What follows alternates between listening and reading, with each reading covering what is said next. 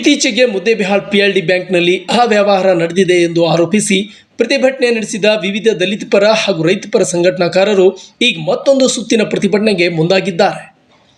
PLD ಬ್ಯಾಂಕ್ನಲ್ಲಿ ಅವ್ಯವಹಾರ ನಡೆದಿದೆ ಎಂಬ ಆರೋಪದ ಹಿನ್ನೆಲೆ ಸೂಕ್ತ ತನಿಖೆ ನಡೆಸುವುದಾಗಿ ಹೇಳಿದ್ದ ಸಹಕಾರ ಸಂಘ ಉಪನಿಬಂಧಕರು ವಿಜಯಪುರ ಇವರು ಇನ್ನೂವರೆಗೆ ಯಾವುದೇ ತನಿಖೆ ನಡೆಸದೆ ಕ್ರಮ ಕೈಗೊಂಡಿಲ್ಲ ಎಂದು ಆರೋಪಿಸಿ ವಿವಿಧ ದಲಿತ ಪರ ಹಾಗೂ ರೈತ ಪರ ಸಂಘಟನಾಕಾರರು ಮತ್ತೆ ಅಧಿಕಾರಿಗಳ ವಿರುದ್ಧ ಪ್ರತಿಭಟನೆ ನಡೆಸುವುದಾಗಿ ಎಚ್ಚರಿಕೆ ನೀಡಿದ್ದಾರೆ.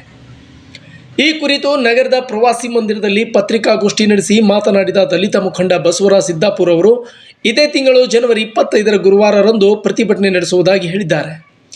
ವಿವಿಧ ದಲಿತ ಪರ ಹಾಗೂ ರೈತ ಪರ ಸಂಘಟನಾಕಾರರು ನೇತೃತ್ವದಲ್ಲಿ ನಡೆಯುತ್ತಿರುವ ಈ ಪ್ರತಿಭಟನೆ ಬಸವೇಶ್ವರ ವೃತ್ತ ಮಾರ್ಗವಾಗಿ ಅಂಬೇಡ್ಕರ್ ವೃತ್ತದಿಂದ ತಹಶೀಲ್ದಾರ್ ಕಚೇರಿಗೆ ತೆರಳಿ ತಹಶೀಲ್ದಾರ್ ಅವರಿಗೆ ಮನವಿ ಸಲ್ಲಿಸುವುದಾಗಿ ಹೇಳಿದರು.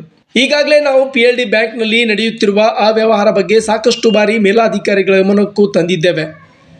ಅಷ್ಟೇ ಅಲ್ಲದೆ ಬ್ಯಾಂಕ್ ಎದುರು ಪ್ರತಿಭಟನೆ ಕೂಡ ಮಾಡಿದ್ದೇವೆ. ಆಗ ಸಹಕಾರ ಸಂಘ ಉಪನಿಬಂಧಕರು ನಮ್ಮನ್ನು ಮನವೊಲಿಸಿ ಷರತ್ತುಬದ್ಧ ಮುಚ್ಚಳಿಕೆ ಆಧಾರದ ಮೇಲೆ ಪ್ರತಿಭಟನೆ ಹಿಂಪಡೆಯುವಂತೆ ಹೇಳಿ ಆರೋಪಗಳ ಬಗ್ಗೆ ಸೂಕ್ತ ತನಿಖೆ ನಡೆಸಿ ಕ್ರಮ ಕೈಗೊಳ್ಳುವುದಾಗಿ ಹೇಳಿದ್ದರು. ಆದರೆ ಅವರು ಜನವರಿ 15ರಿಂದ 20ರೊಳಗಾಗಿಯೇ ತನಿಖೆಯ ಬಗ್ಗೆ ಮಾಹಿತಿ ನೀಡಬೇಕಾಗಿತ್ತು. ಆದರೆ ಇನ್ನೂವರೆಗೂ ಅವರು ಕ್ರಮ ಕೈಗೊಂಡಿಲ್ಲ. ಜೊತೆಗೆ ನಮಗೆ ಯಾವುದೇ ಮಾಹಿತಿ ಕೂಡ ನೀಡಿಲ್ಲ. ಹೀಗಾಗಿ ನಾವು ಮತ್ತೆ ಹೋರಾಟ ನಡೆಸುವುದಾಗಿ ಎಚ್ಚರಿಕೆ ನೀಡಿದರು. ಮಾನ್ಯ ಜಿಲ್ಲಾ ಪೊಲೀಸ್ ವರಿಷ್ಠಾಧಿಕಾರಿಗಳೇ, ಈಗ ಎಚ್ಚೆತ್ತುಕೊಳ್ಳಿ.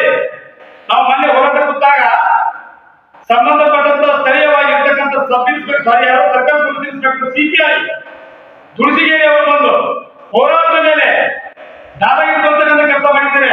ಅದು ನಾನು ಖಂಡಿಸ್ತಾ ಇದ್ದೀನಿ ಮಾಧ್ಯಮ. ನೀವು ಪೊಲೀಸ್ ಇಲಾಖೆಯವರು ಕಾನೂನು ಸುವ್ಯವಸ್ಥೆ ಕಾಪಾಡಬೇಕಾಗಿದೆ ನಿಮ್ಮ ಕೆಲಸ ಮತ್ತು ನಿಮ್ಮ ಜವಾಬ್ದಾರಿ.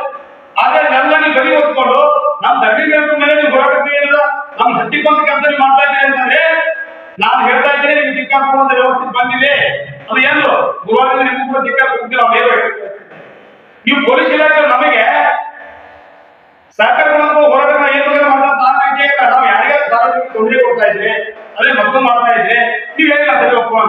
ನಾವು ನಾಲ್ಕರಿಂದ ಹೋರಾಟ ಮಾಡ್ತೇವ ಸಂಬಂಧಪಟ್ಟ ಇಲಾಖೆ ಬರದೇ ಇದ್ರೆ ಆ ಹೋರಾಟ ಬೇರೆ ಮಾಡ್ಕೋಬೋದು. ಅದಕ್ಕೆ ಯಾವ ಮಾತಿಲ್ಲ.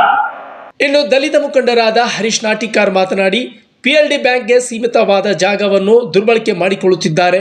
ಸೀಸ್ ಮಾಡಿರುವ ಗಾಡಿಗಳನ್ನು ಬಿಡಲಿಕ್ಕೆ ಇದ್ದ ಜಾಗದಲ್ಲಿ ಮಳಿಗೆಗಳನ್ನು ಕಟ್ಟಿ ಬಾಡಿಗೆ ಪಡೆಯುತ್ತಿದ್ದಾರೆ. ಹೀಗಾಗಿ ಇದರ ಬಗ್ಗೆ ಮೇಲಾಧಿಕಾರಿಗಳು ಗಮನಕ್ಕೂ ತಂದರೂ ಯಾವುದೇ ಪ್ರಯೋಜನವಾಗ್ತಾ ಇಲ್ಲ. ಹೀಗಾಗಿ ನಾವು ಮತ್ತೆ ಪ್ರತಿಭಟನೆ ನಡೆಸುವುದು ಅನಿವಾರ್ಯವಾಗಿದೆ ಎಂದರು. ಇದೇ ವೇಳೆ ನಗರದ HPS ಬನಶಂಕರಿ ಶಾಲೆ ಬಗ್ಗೆಯೂ ಪ್ರತಿಭಟನೆ ನಡೆಸುವುದಾಗಿ ತಿಳಿಸಿದರು. ಒಂದು ತಿಂಗಳ ಕಾಲಾವಕಾಶ ಕೊಟ್ಟು ಕೂಡ ಇವತ್ತಿಗೆ ಅದನ್ನು ಈ ಪತ್ರಿಕಾ ಮಾಧ್ಯಮ ಸ್ನೇಹಿತರು ಮತ್ತು ಮುಸುವಾಗ ನೀವು ಕೂಡ ಬಂದಿದ್ರಿ. ಯಾವುದೇ ವಿಷಯ ಚರ್ಚೆ ಮಾಡಿದ್ವಿ. ವಾಣಿಜ್ಯ ಮಳಿಗೆಗಳು ಹಾಗೂ ಬ್ಯಾಂಕ್ನಲ್ಲಿ ಆಗಿರ್ತಕ್ಕಂಥ ಕೋಟ್ಯಾಂತರ ರೂಪಾಯಿ ಬ್ಯಾಂಕ್ನಲ್ಲಿ ಅವ್ಯವಹಾರ ಆಗಿದೆ. ಇವತ್ತು ಅಲ್ಲಿ ಒಬ್ಬ ರೈತನ ಕೊಡ್ತಾನ, ಸುಮಾರು ರೈತರನ್ನ ಹತ್ತಿರ ದಾಖಲೆಗಳನ್ನು ತಂದುಕೊಟ್ಟಾರೆ.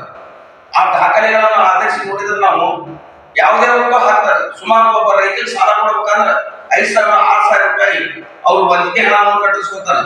ಆಡಳಿತ ವೆಚ್ಚ ಎದಕ್ಕೆ ಬರ್ತೈತಿದು? ಆಡಳಿತ ವೆಚ್ಚಕ್ಕಾಗಿ 500,000 ರೂಪಾಯಿ, ಕಟ್ಟಡ ನಿಧಿ ಅಂತ 500,000 ರೂಪಾಯಿ. ಎಷ್ಟು ದಿವಸ ಕಟ್ಟಡ ಕಟ್ತಾರೆ? 1965 68 ಇಸ್ವಿಯೊಳಗೆ ಆ ಬ್ಯಾಂಕ್ ಉದ್ಘಾಟನೆ ಆಗಿದೆ. ಎಷ್ಟು ದಿವಸ ಅಂತ ಯಾವ ಕಟ್ಟಡ ಕಟ್ಟದ್ರು?